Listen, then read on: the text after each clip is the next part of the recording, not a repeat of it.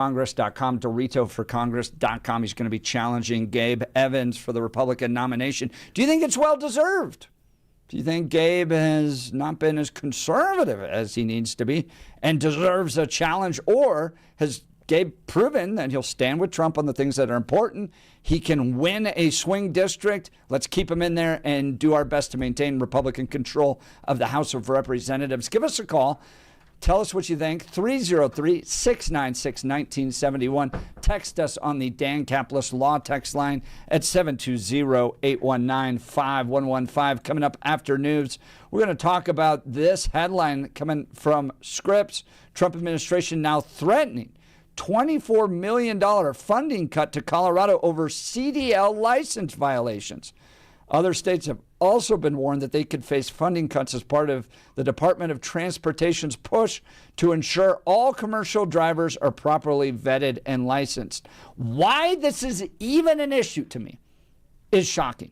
I can't even believe it, right? Like, this should be so common sense that you can understand English and drive on our roads where we take all of our kids and our families and everybody's out there.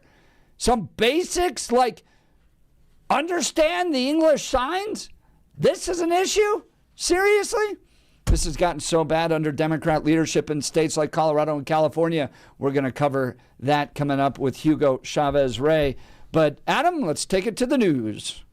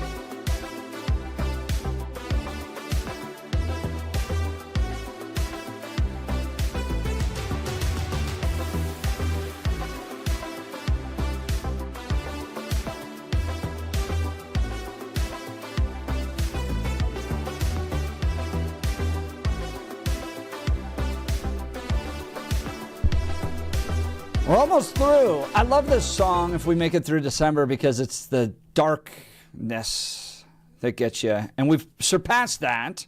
It's now going to get lighter and lighter and lighter. There's an optimism to that. Speaking of optimistic, he's always optimistic, is Hugo Chavez Ray live in studio, the Hispanic Patriot podcaster. Hugo, you're running up against Christmas here. What do you got planned tomorrow? You got the family in town? Well, we got family tonight. Got family tomorrow. Lots of football, basketball, lots of things going on. Grandchildren? Grandchildren, great-grandchildren. So, how many? We have 2 great-grandchildren. We have 13 grandchildren. Good for you. Look not at that. all That's, here. that's how we. Unfortunately, not all here in Colorado, but yeah, we've been blessed. And Hugo, you are Peruvian. I am Peruvian by birth. Yeah. American by choice.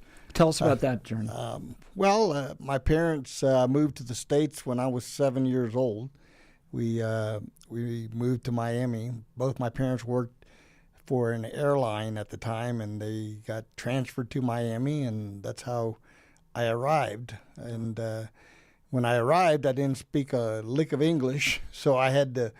I mean, you're 7. You barely speak any language, but yeah. Yeah, but I had already basically completed the first grade down in Peru, so I had to start all over.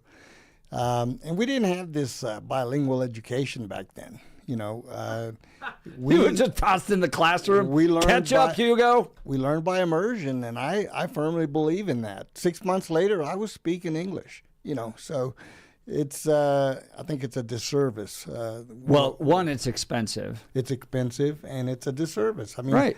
There's no other country that I know of. I mean, when I went down, I did return to Peru for 1 year in my early teens, and I was enrolled in an American high school down there for my 10th grade education. And basically, you know, it was an English-speaking school, so because I was already indoctrinated as speaking English, so it wouldn't have been very good for me to try to go back to a Spanish-speaking. So did you have to go through the process of becoming a naturalized citizen because you were born in Peru? Well, yes. When we came, of course, we were issued green cards at the time, so I had a green card until I was 18. You had to wait to apply for citizenship when you turn 18, and immediately I applied, and within a year I did my due diligence for citizenship and took the oath, and I've been a citizen ever since. Tell me about that moment you took the oath. What did that mean to you? Well, I mean, I considered myself an American at that point. You know, I remember my mom told us when we arrived here that we came to America for the opportunity, and that we came here to become Americans. That doesn't mean we, forgot about our heritage. We were proud of our heritage. We returned to Peru at least once a year, to visit family. I still have family down there, and but we came here to be Americans. Assimilation, basically, which is what's missing, I think, today in a lot of immigrants. Not all, but a lot of them. And I think that's sad, because I think that's what kind of goes against the culture, if you will. You move to a country that gives you everything, the opportunity, the freedom to do what you want, educate yourself, and then you come here and you insult the culture, so to speak, if you're not assimilating properly. And to me, that's one of the detriments that we are seeing nowadays with more modern immigrants, specifically from certain countries. But I think assimilation is key, and we're seeing what's going on in Europe. It's been going on for 2 or 3 decades now, and it's sad to see countries like the UK, France, Germany. Well, I think bottom line, it's a numbers issue. I think it was Peter Boyles the other day who said words talk and numbers scream. And when, for instance, Europe faces 15 to 30% of some city populations are Islamic, that's a dramatic change. And more. That's a big change. And people in Colorado don't get that because we're 1%. We're 1% Islamic here. You get to 30%. You're looking at different laws. You're looking at different values. You're looking at different principles. And progressives, if they were rational, they'd be conservatives. So it's hard to bring rationality into a conversation with a progressive. But these are people that they would never want to live in Islamic countries. Yeah. They're not trying to immigrate to Saudi Arabia or Iran. And yet they're okay with massive numbers of Islamic populations growing in these communities and then expecting that they're not going to change. Yeah, I think that's naive. I have a friend in the UK whom I still communicate with him fairly regularly. And, my last trip to the UK was in 2003. And I think that was kind of at the beginning of the Muslim infiltration, if you will. And I remember we stayed at a hotel down in London, and one night I had to go to a pharmacy because we needed some ibuprofen or whatever it was. And so I walked out of the hotel and asked somebody, where the nearest pharmacy was, and they said, a couple blocks this way and that way. So I started walking, and as I turned right in this one street that they told me, I was struck. I didn't know that I was in England anymore because the whole block looked like I was in an Arabic country. Yeah. It was like just businesses, Arabic businesses everywhere. Yeah. And it really stuck in my mind. I got to the pharmacy, got what I needed, and kind of went back, But I felt an uneasy feeling, when I was walking in that neighborhood because everybody else looked different than me. Well, and their values result in different cultures, right? Exactly. Like that's what's really important for people to understand is like, it's not just that they look different, it's that they bring with them a religion that sets up a different culture, a different set of values that is incompatible with Western civilization. Our Constitution doesn't work. They're totally incompatible. And people will go, well, Jeff, you're xenophobic, you're racist, all that. Yeah. And I go, well, I talk to them. I spent 3 days with Palestinian protesters at the DNC. I spent 3 days walking around with them, talking to them. And I have it on video of going like, what is the end goal here? And they tell me Islamic domination. Exactly. That's the point. That's why we're here. Our religion is the true religion. Your religion is the wrong one. We win, you lose. And when we win, you're going to be a second-class citizen. Mm-hmm. And we're not going to have any of the LGBTQ stuff. We're not going to have any of the women get to vote stuff. We're not going to have churches. We're not going to have temples. You're going to be a second-class citizen because our religion is true and you either get on board with it or you're not. That doesn't fit with Western civilization and definitely not Berkeley, liberal, San Francisco either. You will be conquered. Yep. Bottom line, you will be conquered. And when you raise these concerns, people go, oh, you're xenophobic. Of course we'll withstand it. We have a constitution. That's what my co-host says. Have you ever heard of Robert Spencer? No.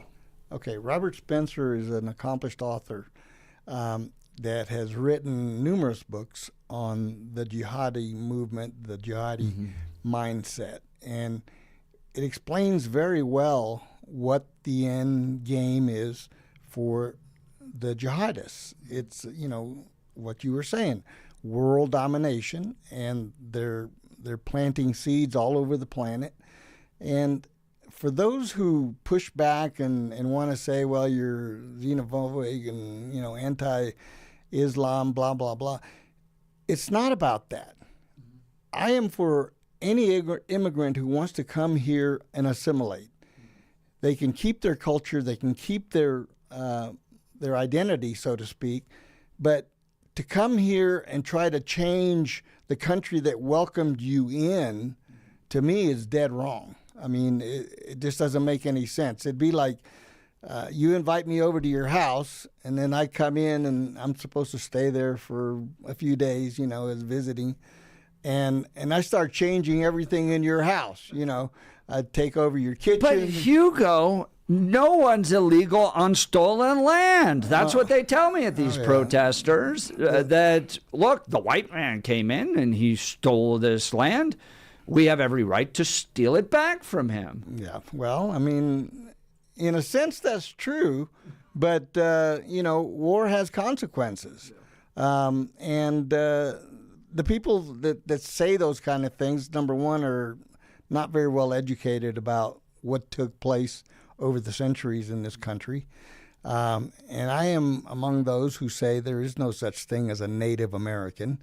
the Indians, if you will, the so-called Native Americans, they came across the Bering Strait into North America, and yes, they were here first, but that doesn't mean they were native here. That they were no natives here. Okay, this was a wilderness, if you will, back in those days. With no property rights, no ability to even adjudicate that. You just clubbed your opponent and took his land. Exactly. And for those who claim that the white man, so to speak, is so violent and savage to people, indigenous people, they might want to take a history look at how savage those people are to their own people, or were to their own people. Yeah. So, those arguments are non-existent for me. They just don't hold any water. And so the immigration problem in this country is twofold. Number one, we are not the world's home for everybody that wants to come here. We can't be. In fact, no country can be, okay? We can allow a certain number of immigrants in, and we have a right to assess the kind of people that we want to come here, meaning in the sense of not only educated, but self-sufficient. When we came here, I know that when we came here, we had to show that we were self-sufficient, that we were not going to be on the government dole, so to speak, needing government services to survive. And that should be number one priority for any immigrant. You can't just come here and then take advantage of the taxpayers and expect the government to support you and uphold you. I'm sorry, it sounds callous probably to some people. Well, what about the refugees? Well, okay, let's talk about the refugees. Okay, there are very few that really are refugees, and very few that actually qualify under our own asylum laws. That's the one thing that they're taught. The minute you get to America, claim asylum. Right. Okay? Well, number one, that's improper. The place to claim asylum is at the next country nearest to your country. If you're in a war-torn country or one that's under oppression, you are to go to the next border country next to you and apply for asylum, okay? Not travel all the way up or across the waters to the southern border of the United States and cry asylum. That's not the way it works. But so many people are uneducated about our own laws. And well, I see it as abusive. I see it as taking advantage of our laws, right? And this is part and parcel with the Democrats' inability to understand where money comes from, because they think they just claim it. It grows on trees, Jeff. Right, yeah. But they don't recognize that, for instance, to provide the $356 million to the 40,000 illegal immigrants that came to Denver, they had to take money from hardworking Denverites, and to the point where it put them in a budget deficit, and 170 people lost their jobs. A heart for those who were duped. In the sense, a heart for those who were duped, in the sense that they were told that all you have to do is get across the border and everything will be provided to you. Okay? That's the lie that the coyotes and the cartels and all these people that traffic these people across the U.S. border tell them ahead of time. And they're charging anywhere from $5,000 to $10,000 per person. Okay. Now you say, well, how do these migrants who basically have no money pay these things? Well, they pay them in other ways. They pay them in trafficking. They pay them in subservient positions that they are put into once they cross the border. I have seen documentaries of farms and plantations, if you will, full of immigrants who are basically indentured servitude because they were brought here and they're held as prisoners until they work off the debt that they owe to the cartel. And some of them will never work it off because they keep adding on to it. So I have a heart for those people who were duped, okay? But at the same time, it's a result of our government, our own government, and in particular in the last administration, the 4 years of horrific non-enforcement and really migration that they themselves created to bring anywhere from 10, 12, 15, 20 million, whatever the number is, illegal immigrants into this country, and for a reason. They have an agenda. People don't understand that either. So yeah, it's a conundrum. But I don't have any kind of respect or tolerance for people who think that we should just allow anybody and everybody in because we're the great United States of America. Well, if we keep doing that, we won't be the great United States of America. We will become a third world country. And you import third world masses at a certain number, and you start to become a third world country. It's always been a numbers game. That notion of give us your tired, your huddled masses yearning to be freedom, from the Statue of Liberty, the poem at the base of it. To a point. It's always a number, and once you hit too big of a number, it really does start to affect the culture. To that point, safety on our roads. We're talking a headline out of Scripps News. Trump administration now threatening $24 million in funding cut to Colorado over CDL license violations. The Trump administration is threatening to withhold $24 million in federal funds from Colorado, citing what it calls the state's slow response to violations of federal commercial driver's license regulations. U.S. Transportation Secretary Sean Duffy said on Monday that a federal audit found roughly 22% of commercial driver's licenses, CDLs, issued to immigrants in Colorado were granted illegally. That's a quarter. A quarter of the truck drivers on your roads were not properly issued their CDLs. You going to go visit grandma this weekend? How do you feel about that? Duffy accused the state of moving too slowly to revoke the licenses. Colorado's governor, Jared Polis, said crossed wires, unquote, caused the problem.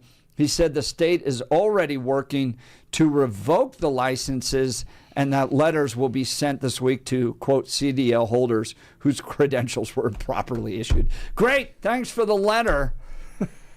Duffy argued that improperly licensed foreign drivers threatened public safety and warned that the Department of Transportation could decertify Colorado's entire CDL program if action isn't taken quickly.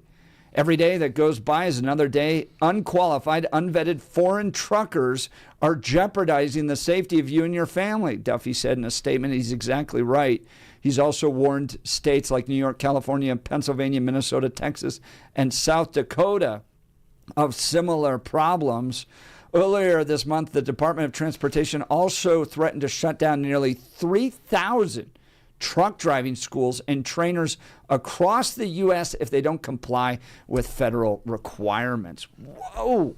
I mean, Hugo, you've seen the videos. We've seen the heartbreaking videos of these dope truck drivers that, and I say they're dope truck drivers because I know good truck drivers. I know ones like Barney who calls in regularly that take their job very seriously and recognize that what they're operating is a really big vehicle with a lot of weight that could kill a lot of people, so you take it seriously and you protect those around you.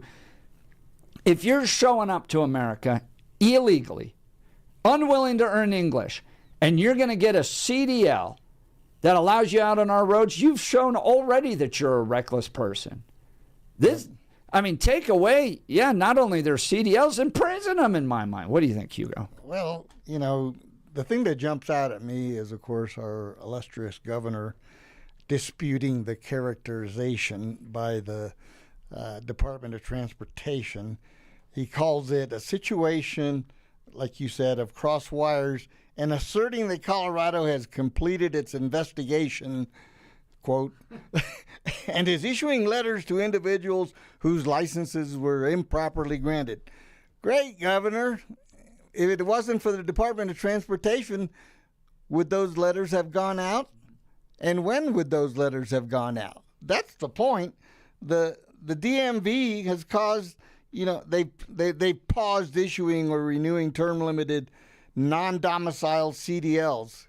and learner's permits while he completes his audit to ensure compliance. Isn't that such a stupid term for an illegal immigrant with a truck driving license? A non-domicile truck driver? Non-domicile, unhoused. Yeah, so is someone breaking into your house. Is non-domiciled. Yeah. Broken into your home. So, this is just basically another effort, and it's a wider federal pushback to crack down on improperly issued CDLs across the country. It's not just Colorado being singled out, but the fact that we have 22% of the CDLs issued in this state improperly should be ringing alarm bells in everybody's head. Well, you're from Peru. I don't know how they drive down in Peru. I've been in countries where, this is someone pointed this out. It's really important. Like that dude that just pulled a random U-turn on the middle of the highway, and a family driving gets essentially decapitated by that idiot. That's just kind of how they drive in third world countries. So when I say you import a bunch of people from third world countries, you're gonna get third world culture. Driving is an example of that. They just drive wherever they want. Have you ever watched this? A show, I don't think it's on anymore, but it used to be a show about roads around the world and truck drivers and some of these horrendous, improperly built and no barrier roads that people would drive in.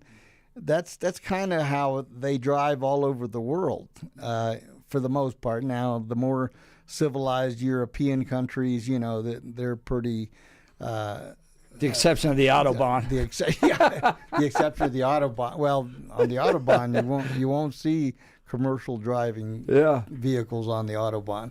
Yeah. But you better not dwell in the left lane. That's all I got to tell you. Yeah, right. Or do an illegal U-turn on the Autobahn. But yeah, in answer to your question, that is how they drive in all these third world countries. There are no rules. And when I go to Peru to visit down there, a lot of times we rent a car, and my wife is like white knuckles the whole time I'm driving through Lima, Peru, because there are no rules. Basically, stop signs are suggestions, and you have people from, say, you have 4 lanes going in one direction, and there's an intersection coming up ahead. The guy from the right lane will turn to that intersection across the other 3 lanes and block traffic, and it's just. But, I wonder if this is part and parcel what makes first world and third world countries different is the adherence to rule of law. In many ways, right? And in part of that, corruption. So anytime you go to a third world country, it's corruption everywhere. It's like how they survive in many ways, because police aren't paid well enough. I remember we went to go build an orphanage in rural Mexico one time, and we got arrested by federales who were all looking for payouts as well. What separates a first and a third world country in many ways is that commitment to rule of law. And what Democrats have said is, with regards to coming here, you don't need to abide by it. It's like Democrats want to make America a third world country. Well, yeah, that's what it looks like, and that's what it is. It's a matter of, they want to bring in as many uneducated, independent people as they can, because, in my opinion, the Democrats, which is now basically a Marxist party, basically wants people of that nature to be their voting bloc. And we have the fight going on about, well, should illegals be able to vote? And they're letting them vote in places like L.A. and Washington, D.C. and other places, in local elections, which even that is illegal, should be illegal. Right. But the federal government has no power with regards to local elections. So, but yeah, this is an ongoing thing. I firmly believe that they do have an agenda, that they want as many people in here that they can control by dependency in order to build their voting bloc. And have permanent power. I think you're exactly right. Join the conversation. Give us a call. The phone line is 303-696-1971. Text us on the Dan Caplis Law text line, 720-819-5115, 6728, texting in. I've had my CDL for 15 years. I still remember going in to take my test and watching the guy next to me take a test that was entirely picture-based with a translator standing there next to him. This has been an issue in Colorado for a couple of decades now, and quite honestly, the problem is the smaller trucking companies, Mexicans in particular, band together and buy multiple trucks that are unsafe and shouldn't even be on the road. They hire their family members to run them, and the next thing you know, they have 5 to 10 trucks all being operated by illegal license holders. They are not the only group that does this. Believe it or not, you also have a large influx of Eastern Europeans, Russians, Ukrainians, etc. Not to mention the ones from India, Africa, and Pakistan, actually. And respectfully, your trucker, Marcus.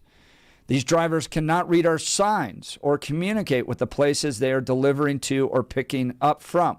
They cause bottlenecks in the industry because everything has to come to a grinding halt to either get them unloaded or loaded and out of there and simply get them on their way. Yeah, you don't think about all the challenges that they run into with all the other truck drivers out there. Great text message, Marcus. Appreciate that. ILJ texted in, thank God for Duffy. Seems to be doing a great job. I agree. I'm really impressed with Duffy. What do you think, Hugo? You like what Duffy's doing? I love Secretary Duffy. He is on point. He is targeted in his agenda to clean up the Department of Transportation, which our illustrious Mayor Pete left in shambles. I think he's going to be the Democrat nominee for president. I think Pete will be. Mayor Pete? Mayor Pete. Buttigieg. God, I hope so. We'll have to see. It could be a Pete versus J.D. Vance race. Well, join the conversation. Want to hear directly from you. Let's talk Gyrie's, folks. My wife and I have been going to Gyrie's for our home improvement for a while now and thrilled with the personal help we get. Have you ever been to one of those big box stores where you're wandering around? Somebody please help me. And then they kind of know, but they don't really know. And they're definitely never going to come to your house. Well, that's not Gyrie's. Gyrie's actually has personal designers that come to your home. And they bring samples and paint samples and blind samples to help improve the look and feel of your home. They've got an incredible selection of Hunter Douglas custom blinds, shades, and shutters. In fact, we are just working through our house. We're going back to Gyrie's to get some more blinds put in other parts of our house. We've been thrilled. They walked us through everything, help us find the perfect options to enhance the look and functionality of your home. So whether your curtains are clashing or you just want a fresh look, Gyrie's has the solutions for you. Their designers are the experts, and they can help you with everything from window treatments to full room decor. Here's the best part. They offer a personalized in-home consultation. They'll come directly to you. Get the same expert advice in your home that we got in ours. Do yourself a favor. Get started today. And guys, here's a pro tip. Just take your wife to Gyrie's and let her ask thousands of questions. And think and dream. She will love you for it. Believe me. Go to Gyrie's.com, GUIRYS.com, GUIRYS.com. Go see the great people at Gyrie's. You'll be sure to thank me. We'll continue with the Jeff and Bill Show, Denver's news talk leader, 710 KNUS.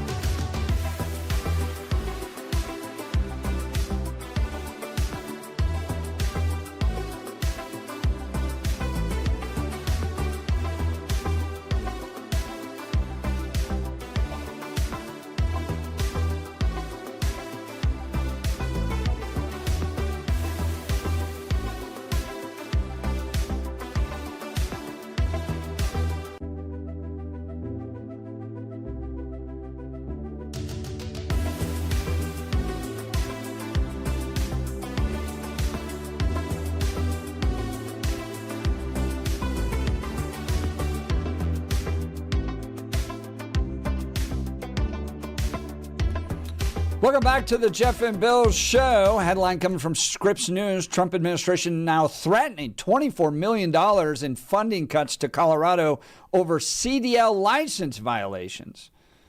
Secretary Duffy saying that somewhere upwards of 22% of all the drivers with CDLs out there in Colorado have gotten their licenses illegally. 22%! That's a quarter! That's 1 in 4 truck drivers shouldn't be driving their trucks in Colorado. And we're all about to take our families everywhere for the holidays. Good night. What do you want to bet that they find a liberal judge to issue an injunction? Good night. Well, because we have the best listeners out there, they always call in and help us understand these issues from their perspective better. Steve in Denver, an actual CDL driver, joining us this morning. Steve, thank you for joining the Jeff and Bill Show. Hugo Chavez-Ray filling in for Bill. Good morning. Good morning, Jeff and Hugo. Good morning. So, yeah, it's actually pretty scary. I mean, I don't drive a CDLA. I drive a CDLB. So I'm still big and heavy. I usually roll out at about 23 to 25,000 pounds. Wow. But like example, I drive all over the city, and the biggest culprits that I worry about are the concrete companies and the side dump mixers that are going up to do all that mine work. Because my truck has a speed detection system on the front of it in case you're in cruise control, so it'll automatically slow my truck. I have some of these Class A guys and side dumpers going by me on I-76 doing 80, 82, 83 miles an hour. So, and with huge weight, I mean, that's not stuff that stops easily. Yeah, oh yeah, exactly. I mean, the braking distance on a truck that big, fully loaded, would easily be in excess of 500 feet. Steve, I want to ask you, as someone who is taking their career seriously, follow the rules, cares about the safety not only of yourself but everybody that's around you, dealing with people that have broken the rules in order to make some money, how does that affect your industry? Well, luckily the company I currently work for we are well paid. Yeah. But you hear about so many other ones that haven't really tried to even attempt to match the cost of living increase. The other concern I would say is, so I worked for a company before that used to deliver to one of these big CDL truck driving schools out in Watkins. And when I was a manager there, our driver would come back talking about the fact that it took him 10 minutes just to find somebody in there that spoke English that he could make a delivery to. So, like you said, Jeff, it has been going on a long time. I got my CDL back in 2010, and I went through the same thing as you. I went in for my test, and sure enough, there was somebody right next to me with a translator with them. How can you read road signs? How can you read the LED warning signs of street sweeping coming up? You know, one-way signs. Granted, one-way signs, there's an arrow, but there's so many times you need to be able to read and comprehend English. And Steve, I want to ask you too about I-70. I've heard from truck drivers, and I was reading a text message. I don't have my own CDL, to be clear. I was reading a text message from somebody that texted into the studio. But okay. I've heard that the I-70 mountain corridor between Grand Junction and Denver is one of the most difficult corridors in all of America for truck drivers. And the fact that we have a quarter of ours here in Colorado that have not been properly licensed is shocking to me and scary and mind-blowing. I mean, talk to me about that I-70 corridor and how difficult that is. Oh, yeah. Well, the sheer thing of I-70 is once you get past Denver, you really need to understand how to downshift, how to let your transmission slow your vehicle, what gear you should go into a certain slope at. I mean, if you go into like that one where the guy lost control, and and killed the people underneath the overpass at Youngsfield.